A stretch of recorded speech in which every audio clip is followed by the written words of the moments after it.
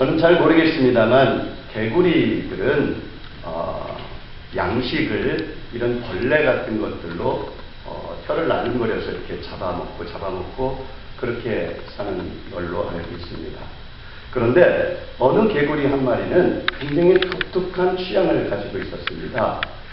뭐냐면 다른 개구리들은 그렇게 파리들을 잘 잡아먹고 사는데 이 개구리만은 벌을 잡아먹고 사는 겁니다. 벌은 죽을 때 그냥 죽지 않잖아요. 꼭 침을 쏘고 죽는 그런 습성이 있잖아요.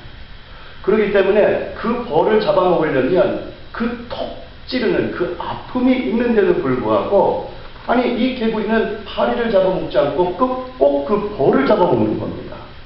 그러니까 같은 동료 개구리들 사이에도 야 저놈 신기하다 이상하다 아니 왜 저런데 하고 그렇게 소문이 나기 시작을 했습니다. 그러다가 어느 한 개구리가 용기를 내서 너무 궁금하니까 물어본 거예요. 야 너는 왜 파리를 우리처럼 잡아먹지 않고 벌을 잡아먹는 거야? 그랬더니 그 벌을 잡아먹는 개구리가 이렇게 말합니다. 야 니들이 그 톡 쏘는 맛을 알아? 그거 톡 쏘는 맛 진짜 좋아 일품이야. 그렇게 얘기를 하더라는 거죠. 그러니까 이 개구리는요 다른 개구리들은 파리를 그냥 잡아먹으면서 살아가는데 이 개구리는 벌을 잡아먹는데 그게 비록 조금 아프긴 하더라도 그 맛이 파리를 잡아먹는 것과 비교할 수 없는 그런 맛이라는 것을 너무나 잘 아는 겁니다. 그러니까 기꺼이 그런 아픔과 희생을 치르더라도 벌을 잡아먹는다는 거죠. 그리고 그렇게 자기는 계속해서 그 벌을 잡아먹겠다는 거죠. 남들이 뭐라고 하든 남들이 이상하게 생각하든 나는 내가 최고로 여기는 그 맛을 포기할 수가 없다. 그런 겁니다. 예전에 한국을 갔을 때에 모처럼 오랜만에 한국을 갔는데 한국을 가서 여기저기를 둘러보다가 생각나는 곳이 있었습니다. 그래서 여기는 꼭 한번 가봐야겠다라고 작정을 하고 간 곳은 다른 곳이 아니라 바로 재래시장이었습니다. 왜냐하면 한국에 있을 당시에 물론 그 당시에는 뭐 백화점이 그렇게 많은 것도 아니었지만 늘 우리가 생활 속에서 가까이 가는 곳이 바로 그런 재래시장이었잖아요. 어떻게 보면은 우리는 재래시장에서 큰 세대들입니다. 그렇잖아요. 백화점이 없었던 시절에 우리가 살았었고 그래서 재래시장에서 모든 반찬이고 먹을 거고 모든 생필품을 사실은 그 시장에서 우리가 얻기도 하고 먹고 그런 시간을 보냈습니다. 그러니까요. 10여 년이 지난 후에도 가장 먼저 떠올라지는 것이 재래시장 한번 가보고 싶다. 이게 생각이 나더라는 거죠. 거기서 먹던 족발, 거기서 먹던 떡볶이, 그리고는 큰 솥에 김이 모락모락 피어오르는 만두와 찐빵. 뭐 군침을 그렇게 삼키시는 분들도 있는 것 같은데 그런 생각들이 나잖아요. 그러니까 그래서 그게 그리워져서 결국에는 거기에 발걸음을 옮기게 되더라는 거죠. 그런데 제가 가보니까요 경기가 나쁘다 그러는데 그리고 재래시장이 이제는 다 끝났다 그렇게 표현들도 하는데 웬걸요 가보니까 꽤 사람들이 북적거리고 있었어요. 그게 무슨 뜻이겠어요? 거기서 생활을 하고 있는 한국 사람들조차도 이미 시간이 다 많이 지나고 났는데도 기억나는 그 맛, 도저히 잊을 수 없는 그 맛, 그 맛이 그리워서 그 맛을 다시 한번 보고 싶어서 재래시장을 찾는 발걸음들이 있다는 거죠. 사실 우리 한국분들 그렇지 않습니까? 고국을 떠나 이 미국 땅에 살고 있지만 우리는 도저히 잊을 수 없는 맛이 있습니다. 뭡니까? 김치지요. 한국 사람들은 김치의 맛을 절대로 잊지 못합니다. 김치는요 약간 중독성이 있어서요 시간이 지나고 나면은요 그거 먹지 않고서는 견딜 수 없는 그러한 음식이기도 합니다. 그렇기 때문에요 우리 장로님 같으신 분은 지금 한국 떠나신 지가 거의 50년이 넘고 60년이 가까우신데 그 당시에는 김치라는 것을 이곳 미국 땅에서 해먹을 수가 없었다고 해요. 그런데도 불구하고요, 캐베추 또는 뭐 다른 것 가지고, 그리고는 고춧가루가 아닌 그런 다른 어떤 걸로 그냥 대충 비스무리하게 얼그름하게 만들어서 김치 비슷한 것을 먹으면서 옛날에 향수를 달랬던 그런 때가 있었다는 거죠. 왜요? 그 맛에 대한 그리움, 깊은 그 맛에 대한 그리움을 가지고 있기 때문이죠. 여러분, 신앙생활도 맛이다라는 이야기를 알고 계십니까? 신앙생활도요, 사실은 맛입니다. 어떤 맛입니까? 신앙생활은요, 하나님의 은혜의 맛입니다. 하나님을 만난 그 기쁨의 맛. 이거는요, 세상의 그 어떤 것과도 비교할 수 없는 깊은 맛입니다. 이따금씩 우리가 신앙생활 하면서도 하나님의 손길을 체험하는 그런 맛을 우리가 느낄 때도 있습니다. 때로는 우리가 병들었을 때 고침을 받게 되는 그런 맛도 우리가 본 때가 있습니다. 우리가 힘들고 어려울 때 우리를 찾아오셔서 우리를 만져주시고 우리에게 소망을 다시 불어넣어주시는 바로 그 맛도 세상의 그 어떤 것과는 비교할 수 없는 놀라운 맛입니다. 그래서 다윗은 이렇게 고백합니다. 너희는 여호와의 선하심을 맛보아 알지어다. 그에게 피하는 자는 복이 있도다. 너희 성도들아 여호와를 경외하라. 그를 경외하는 자에게 부족함이 없도다. 젊은 사자는 궁핍하여 줄일지라도 여호와를 찾는 자는 모든 좋은 것에 부족함이 없으리로다. 할렐루야. 여러분, 지금 다윗의 이 고백에 이 표현만 들어도, 이 말씀만 들어도 기막힌 맛이 느껴지지를 않습니까? 마치 말씀이 우리 속에 들어와서 우리의 심령을 새롭게 하는 그런 샘물과 같은 무언가가 일어나는 그 맛이 여러분 느껴질 수 있어야 됩니다. 만약에 이것이 느껴지지 않는다면 이거 우리 지금 병난 겁니다. 병난 겁니다. 고쳐야 됩니다. 고쳐줘야 됩니다. 그것이 부흥입니다. 그것이 은혜입니다. 여러분, 오늘 이 시간 주의 말씀을 통해서 다시 한번 하나님의 깊은 맛을 보게 되는, 그래서 세상 사람들이 뭐라고 그래도 니들이 그 맛을 알아? 니들은 그 맛을 모르기 때문에 이렇게 저렇게 말할 수 있는 거야. 일단 와 봐. 와 보라니까. Come and see. 와 보라고. 그러면 하나님의 맛을 볼 수 있고 알게 될 거야. 여러분, 자신있게 담대하게 하나님의 맛을 자랑할 수 있는, 그 맛을 더 깊이 느낄 수 있는 그런 저와 여러분이 되시기를 주님의 이름으로 축원합니다. 아멘. 축원합니다. 우리 옆에 분들하고 같이 인사하겠습니다. 예수님 맛이 최고입니다. 예수님 맛이 최고입니다. 다시 한번 인사하죠. 우리 좀 인사를 나눌 때는요, 표정을 좀 밝게 하세요. 무슨 뭐 이렇게 감정 있는 것도 아니고 좀 밝은 모습으로 따뜻한 표정을 짓고 그렇게 얘기를 한번 해봤으면 좋겠습니다. 궁금하시면 맛보러 오십시오 하고, 궁금하시면 맛보러 오세요. 할렐루야. 예, 표정이 부드럽습니다. 예, 너무 부드러워지니까 너무 좋잖아요. God is good All the time. all the time. God is good. 그래서 전에 섬겼던 교회에서는요, 성경 공부를 가르치거나 또는 예배를 하는 중에 말씀을 전하다가 제가 꼭 그런 표현을 합니다. 맛있다. 그렇잖아요. 그렇잖아요. 예수님이요, 사실은 영어로 표현하면 meal이라고 했습니다. 내가 양식이고 떡이라고 했어요. 그러니까 우리는 진리의 말씀이 육신되어 오신 예수 그리스도를 말씀을 통해서 먹는 겁니다. 그러니까 먹으면 맛을 느낄 수 있는 거잖아요. 오늘도 주의 말씀을 통해서 정말 진리의 맛, 생명의 맛을 보게 되는 그런 시간이 되기를 다시 한번 주의 이름으로 축원합니다. 축원합니다. 자, 우리가 지난 주일 시간에요, 하나님은 어떤 분이신가라는 것에 대한 말씀을 가지고 은혜를 나누었습니다. 하나님이 누구라고요? 나의 아버지. 나의 아버지이시다.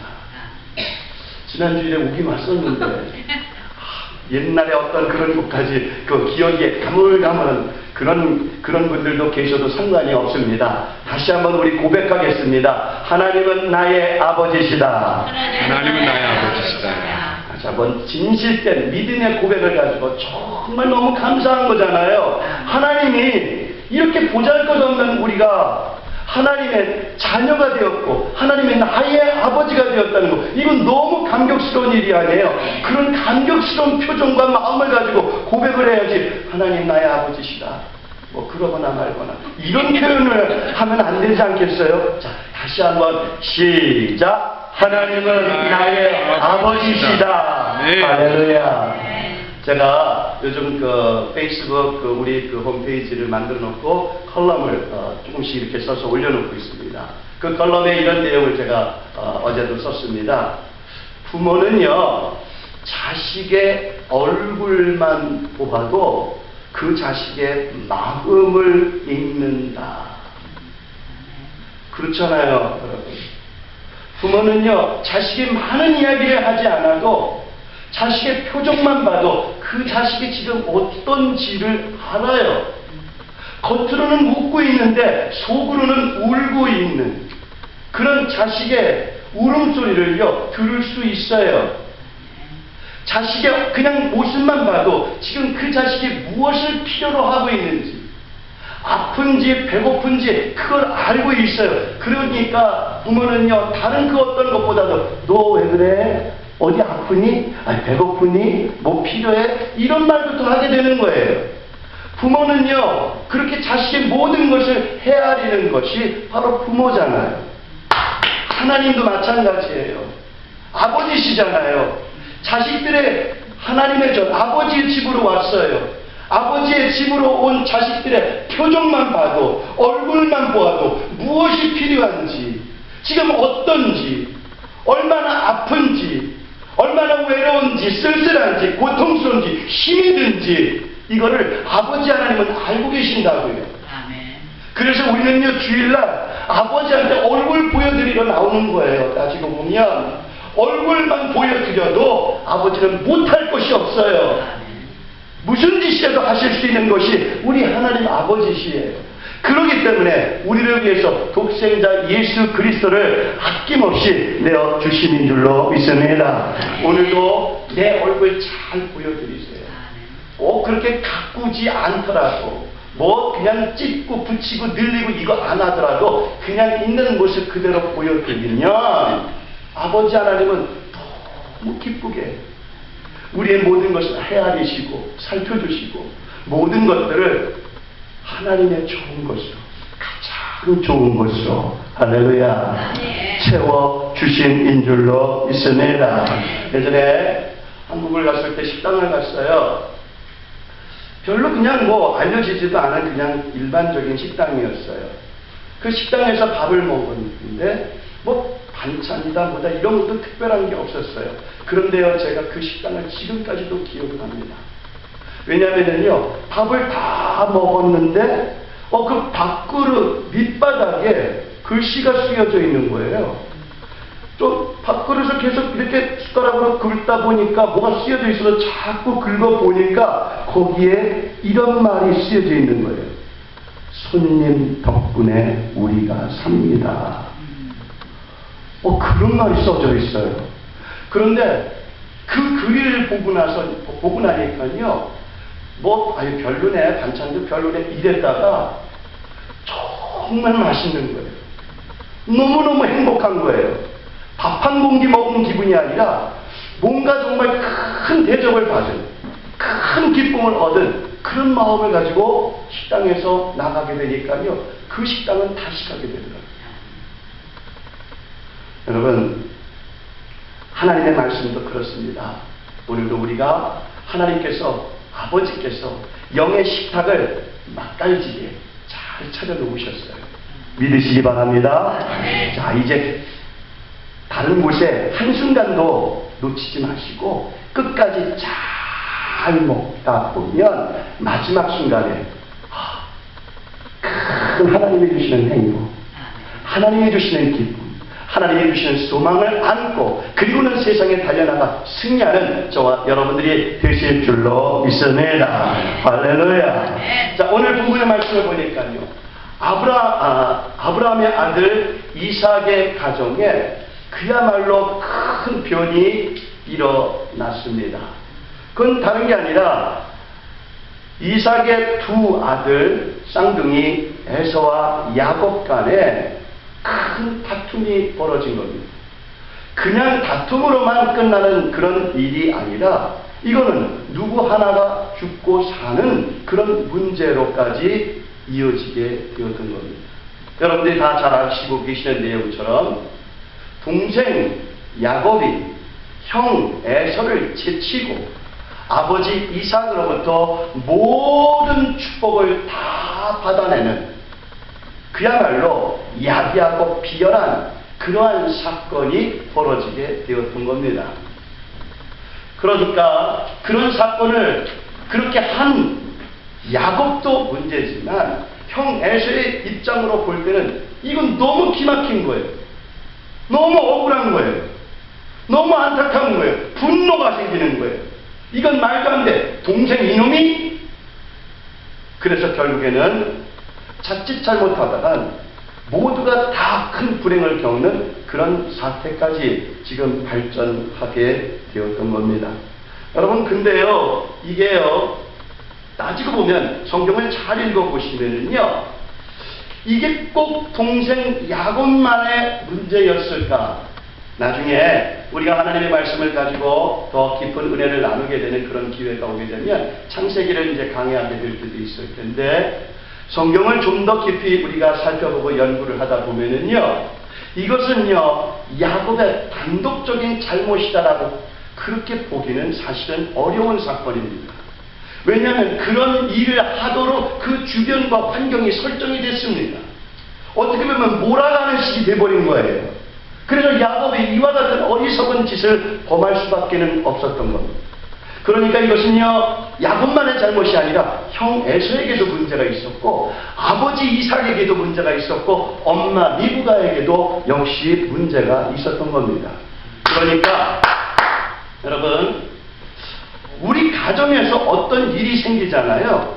그러면 그 일이 생긴 걸로 인해서 그 일을 저지른 그 사람만 잘못했다라고 보면 안 됩니다.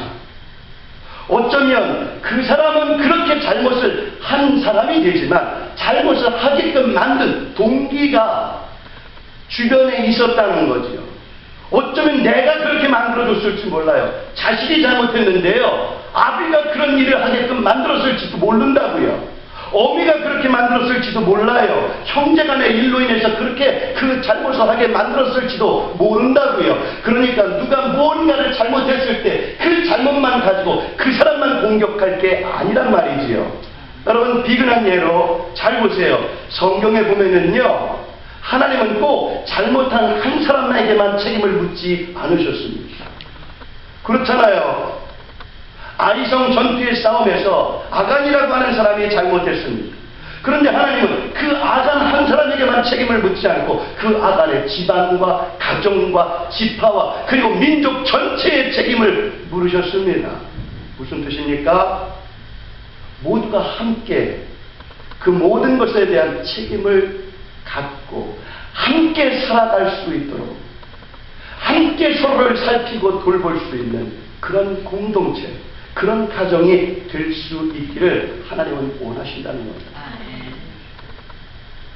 그래요, 여러분. 어쨌든 이제는 제발 누구 한 사람을 지목해서 몰아세우는 일은 그만하고 넘어졌으면 이렇게 세워주고 병들었으면 치유해주고 소외당한 자 같은 가슴으로 품어주는 정말 겨자나무처럼 큰 아름드리 나무와 같은 그런 믿음의 사람, 그런 믿음의 우리 등대교회가 되기를 주님의 이름으로 축원합니다. 축원합니다. 어쨌든 대형사고를 친 야곱이 그대로 집에 있게 되면 에서가 가만두지 않을 것이고 자칫 잘못하면 두 아들을 한꺼번에 잃어버릴 수도 있겠다라고 생각한 엄마 리브가의 판단으로 인해서 리브가 엄마는 아비 이삭에게 속히 야곱을 떠나보낼 것을 요청합니다. 사실 요청이라고 하지만 어떻게 보면 압력이었습니다. 성경에 보니까요, 안방마님들의 그 압력들이 대단하더라고요. 아브라함이요, 사라가 한마디 하니까 꼼짝을 못해요. 정말 그래요. 성경에 보니까요, 안방마님의 안방에서의 한마디가 세상을 바꾸는 말 한마디가 되더란 말이죠. 그러니까 무시를 못하고요. 그러니까 하나님께서 그렇게 여자들에게 은혜를 더 많이 주시는 거예요. 은혜를 많이 받아야 해요. 안방에서 잘 편안해야 바깥도 평안해질 수가 있으니까. 이 자리에 계신 모든 여성 성도 여러분, 집사님, 권사님, 그리고 장로님, 하나님의 주시는 그 풍성한 은혜와 축복으로 나도 살고 내 주변도 살리는 여러분들이 되시기를 주의 이름으로 축원합니다. 그래서 여자분들은 살림을 잘해야 돼요. 말씀드렸잖아요. 살림은 살리는 일의 약자라고요. 살리는 일을 잘해야 되는 겁니다. 어쨌든 이제 리브가가 아들 에서가 하는 이야기를 듣게 됩니다.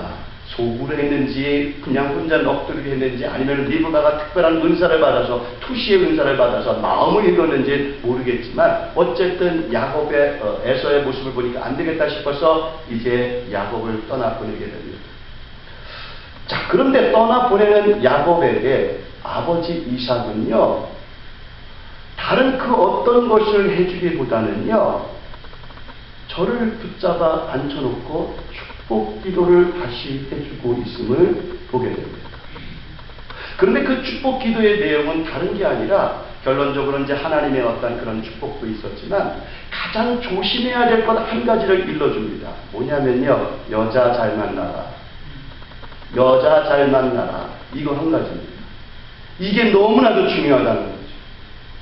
예나 지금이나요, 뭐 이거는 꼭 한국뿐만 아니라 미국이나 동양 서양 할 것 없이 정말 한 가정에 여자가 들어오는 문제는 이거는 정말 큰 일이었던 거죠. 여자 하나 잘못 들어오면은요, 집안 망한다는 얘기를 하잖아요. 여자 하나가 잘 들어와서 집안이 흥하게 되었다, 이런 얘기 많이 하잖아요. 그러니까 여자 한 사람의 영향력이 정말 큰 겁니다. 어느 가정에 세 며느리가 있었습니다. 그런데 이제 시아버지가 몸이 쇠약해서 이제 하나님의 부름을 눈앞에 두고 있게 되니까 이제 그동안 내가 쌓은 모든 것들을 누군가에게는 맡겨주어야겠다라고 생각을 해서 세 며느리를 불러 앉혀놓고 이야기를 합니다.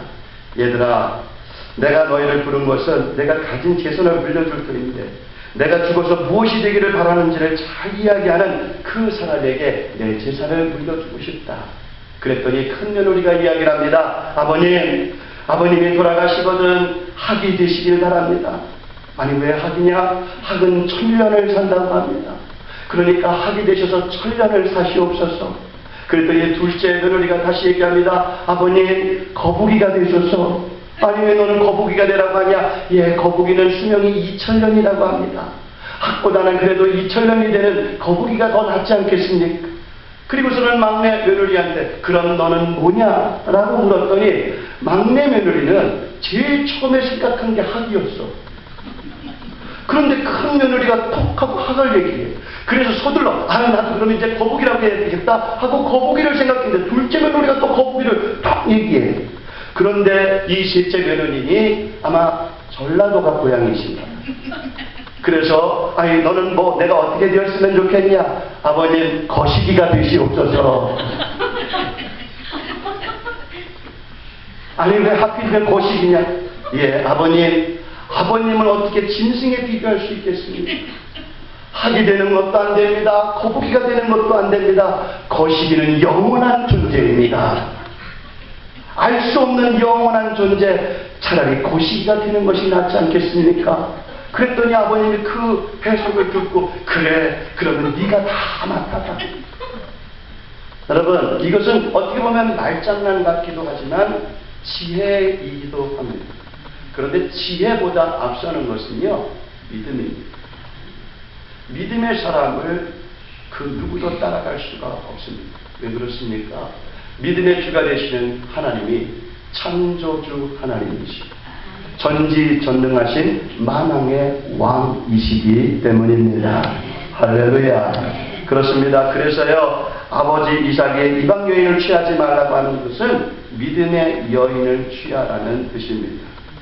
그런데 이방 여인을 취하지 말라고 당부하면서 아비 이삭은 집을 떠나는 야곱에게 축복 기도를 해주게 됩니다.